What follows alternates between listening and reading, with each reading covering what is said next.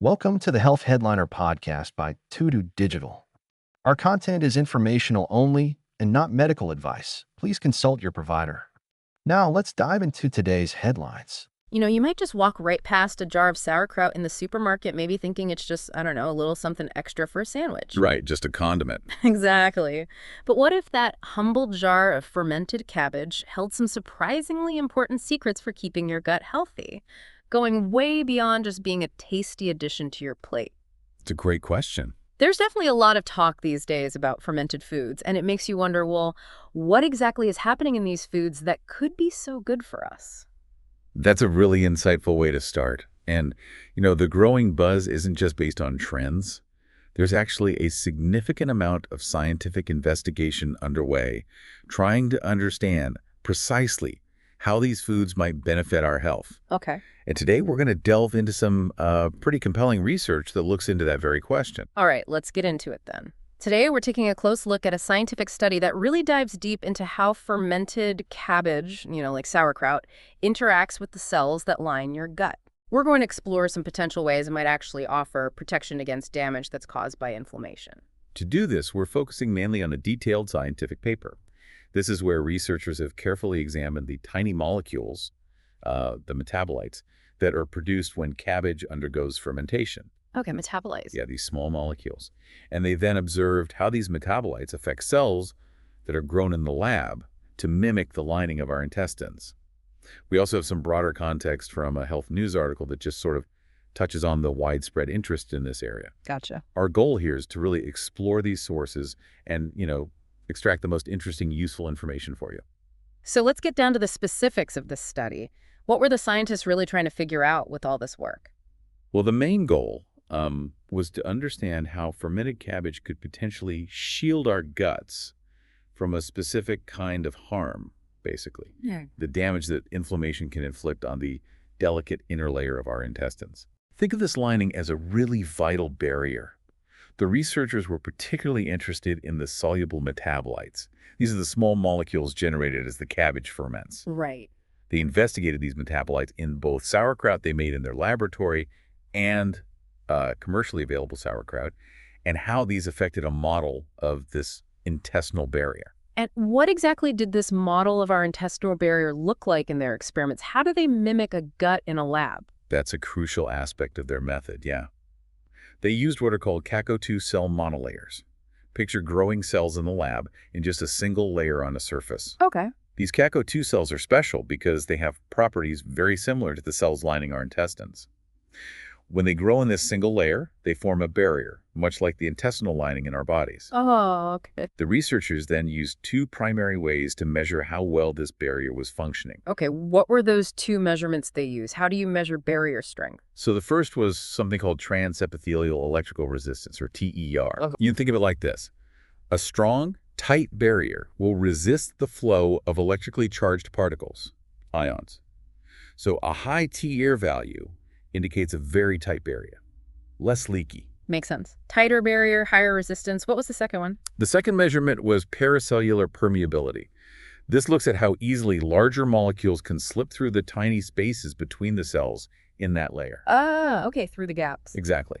They used a fluorescent molecule called fluorescein isothiocyanate dextrin, basically a tracer, to see how much of it could pass through those gaps. More fluorescence getting through means a leakier barrier. So they had their lab-grown gut lining model and ways to check how strong or leaky it was. What did they do next in the study? How did they bring in the inflammation part? Right. To mimic inflammation, they exposed these cell monolayers to two pro-inflammatory cytokines. Now, cytokines are basically alarm bells, chemical messengers our immune system sends out when there's trouble. The specific ones they used were interferon gamma and tumor necrosis factor alpha. And unfortunately, one of the effects of these inflammatory signals is to loosen the tight junctions between the cells in our gut lining, making it more permeable or leaky. Right, so they were essentially stressing out their gut lining model with these inflammatory signals. Now, what different things did they test to see if anything could protect against this damage? Okay, here's where it becomes really interesting. They compared the effects of several different things on these inflamed cell monolayers. First, they look at just plain raw cabbage. Okay, the starting point. Exactly. Then they tested the brine, the salty water that's essential for fermentation. Right. They also made their own fermented cabbage in the lab. And they did this in two ways. One batch fermented naturally, spontaneously, with whatever microbes were already on the cabbage, and another batch where they specifically added a known beneficial bacterium, Lactoplantibacillus plantarum, NCIMB 8826R. Okay, so one with added good bugs. Precisely. They also looked at fermentation time, testing at both 7 and 14 days. And of course, they included commercial sauerkraut, the kind you might buy in a store. That's quite a lineup. Raw, brine, natural ferment, boosted ferment, different times, store-bought. So what did they discover when they compared all these? Well, the key finding was that the fermented cabbage, both the versions made in the lab and the commercial sauerkraut, provided significant protection to the CACO2 cell monolayers against the damage caused by those inflammatory cytokines. Really? How did they see that protection? They saw it in both measurements. The transepithelial electrical resistance, the TER, didn't drop as much when fermented cabbage was present, meaning the barrier stayed more intact, tighter. Okay. And fewer of those fluorescent tracer molecules were able to leak through, indicating lower paracellular permeability. So less leaky, too. That sounds pretty promising for fermented cabbage. But what about the raw cabbage and the brine solution? Did they do anything? That's the interesting part. No, the raw cabbage and the brine on their own did not provide this protection. This strongly suggests that it's the process of fermentation itself, the transformation, that's responsible for creating these beneficial compounds. So it's not just the cabbage, it's not just the salt water, it's what happens when they get together and ferment. Now, the study also mentioned something about interleukin-8, which is a signal of inflammation itself, right? What happened there? Yes, and what's fascinating here is that even though the fermented cabbage was protecting the gut barrier integrity, the cells were still producing interleukin-8. Which, as you said, is a marker of inflammation. This hints that the fermented cabbage might be safeguarding the barrier through a mechanism that isn't just about shutting down the initial inflammatory signal itself, but perhaps helping the gut lining sort of withstand it better, reinforcing it. That's a really interesting nuance. The barrier was reinforced, even with some inflammatory signals still flying around. The study also involved a detailed look at the actual molecules in the cabbage, didn't it? The metabolomics. Exactly. They used a technique called metabolomic analysis. It's like having a superpowered microscope that can identify and quantify all the small molecules present. Okay. This allowed them to see exactly what changes during fermentation and pinpoint which molecules might be responsible for the effects. And this analysis revealed really significant differences between raw and fermented cabbage. What kind of differences? Well, as you might expect, fermentation led to lower levels of carbohydrates, the microbes eat those up, Right. and higher levels of lactic acid, which is a primary fermentation product. But they also found increases in lipids, or fats, and various compounds derived from amino acids. Amino acid derivatives, like what? Some with interesting names, like D-phenyl-lactate, indole-3-lactate, and also gamma-aminobutyric acid, or GABA. Plus, increases in phenolic compounds, which are often linked to antioxidant activity. Interesting. And what about that lab-fermented cabbage where they specifically added the Lactoplantibacillus plantarum bacteria? How did its molecular profile compare? That was another neat finding. They found that the metabolite profile of the lab-fermented cabbage with the added specific bacteria actually resembled the commercial sauerkraut more closely than the lab cabbage that just fermented naturally. Ah, so the specific microbes involved really do shape the final product. It seems so, yes. It suggests that the specific types of microbes driving the fermentation can influence the final mix of these potentially beneficial compounds. That makes sense. Different workers produce different things. Now, the researchers also went a step further and tested some of those individual metabolites they identified, didn't they? Like the D-phenyl-lactate and indole-3-lactate you mentioned. Yes, they did. They selected 3 specific metabolites, D-phenyl-lactate, indole-3-lactate, and lactate itself, and tested them individually and also all together to see if they could replicate the protective effects they saw with the whole fermented cabbage mixture. And could they? Did those individual molecules work as well? Interestingly, no. They found that these individual metabolites, even when combined, only offered partial protection against the cytokine-induced damage. Only partial. So not the full effect they saw with the actual sauerkraut. Correct. It wasn't as strong or comprehensive as the protection offered by the complete fermented cabbage homogenate. This was a really important observation. So if the individual compounds only provided some of the protection, what does that really tell us about how fermented cabbage might be working? Well, it strongly indicates that it's probably not just one or two magic bullet compounds doing all the work. Right. Instead, it really appears to be the combination, the complex mixture of many different compounds working together synergistically that provides the more comprehensive protection to the gut barrier. Synergy the whole is greater than the sum of its parts kind of thing. Exactly. This idea of synergy between different components in whole foods is something we're increasingly recognizing is really important in nutrition and health. That's a really key point. So the fermentation process transforms the cabbage, creating this diverse cocktail of compounds that collectively help maintain the strength of our gut lining when it's under inflammatory attack. Yeah. Why is maintaining that healthy gut lining so crucial for our overall health anyway? Oh, a healthy gut barrier is absolutely vital. It acts as a selective gatekeeper, right? It lets essential nutrients in, but is supposed to keep harmful things out like bacteria, toxins, undigested food bits, preventing them from leaking from the gut into our bloodstream and causing trouble elsewhere. Leaky gut, basically. Precisely. Yeah. When this barrier gets compromised or leaky, it can contribute to chronic inflammation throughout the body and potentially play a role in a whole range of health issues. Okay, so keeping that barrier strong is foundational. And the study highlighted increases in compounds like D-phenyl-lactate and indole-3-lactate after fermentation. You mentioned their names before. Why are those particular metabolites noteworthy? Well, what's particularly interesting about those two, D-phenyl-lactate and indole-3-lactate, is that they aren't just produced during cabbage fermentation.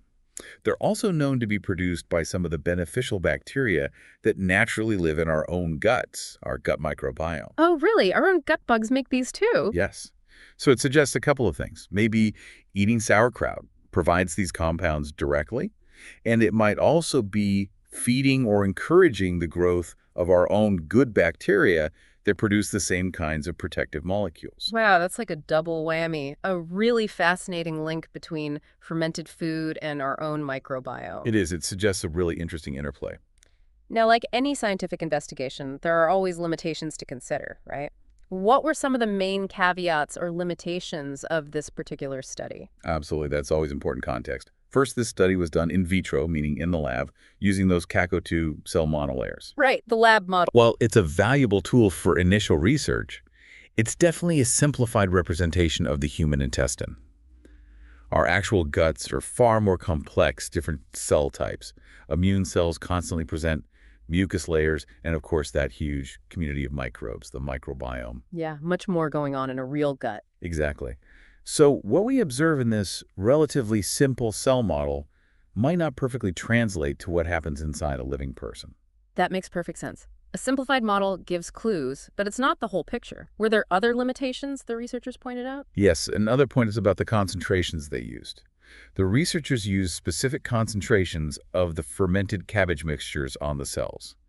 These were chosen based partly on what the cell model could tolerate in the lab. Okay. It's not immediately clear if these concentrations directly relate to the amount of sauerkraut someone would typically eat in a normal meal. We don't know the exact dose equivalence yet. Right, how much sauerkraut equals the dose used in the dish. Exactly. And also, this study looked at fairly immediate effects, how the barrier responded relatively quickly to the inflammatory challenge. Yeah. We still need more research to understand the potential long-term effects of regularly eating fermented cabbage over weeks, months, or years. So it's a really promising snapshot, but longer-term human studies are definitely needed down the line. What did the researchers themselves really emphasize as the key takeaways or directions for future research based on their findings? They really emphasize the, and I quote loosely here, importance of microbial transformations to foods during the fermentation process. They clearly saw it was the fermented product shaped by microbes that provided the protection. Makes sense. They also highlighted the consistent increase in those bioactive compounds, like D-phenyl-lactate and indole-3-lactate, during fermentation compounds that, as we just discussed, have intriguing links to our own gut bacteria too. And they also strongly pointed to that idea of the mixture being key, right? Not just single ingredients. Precisely. They specifically stated that the complex mixture of metabolites in a cabbage fermentation offers advantages over single metabolites to benefit intestinal health. That really reinforces the whole food idea. Yeah, it's the entire package deal in the sauerkraut that seems to be doing the heavy lifting. What else did they suggest for future work? Where does this research go next? Well, they proposed that fermented cabbage likely contains a core metabolome, a key set of metabolites that protects the intestine from inflammatory damage. A core group of protective molecules? Yes. And they suggested future research should try to really nail down what constitutes this core set. They also pointed out the need to dig into the specific signaling pathways, like how exactly are these metabolites talking to our cells at a molecular level? Mechanisms. Exactly. And of course, to conduct studies in more complex models, maybe animal models or more advanced gut-on-a-chip systems, and eventually human clinical trials to figure out optimal amounts for gut health benefits in the real world. That gives us a really good roadmap for where this could go.